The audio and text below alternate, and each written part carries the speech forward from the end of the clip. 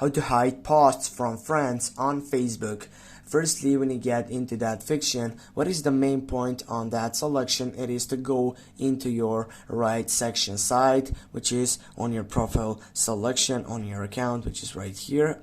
And then when you find out, for example, a photo selection which is related on your interests, for example, if we take off on a site selection, if is this one, go on the three dots, then simply, as you can see, you have all these selections. Go edit privacy on the fourth selection, and from here you can select all that stuff. If you want to hide the post from friends, you need to go on the right option or the third selection, which is friends accept or don't show to some friends. Right here you need to choose those friends on which you're not gonna show your photo, or simply you're gonna hide your all posts from friends on your site selection on Facebook.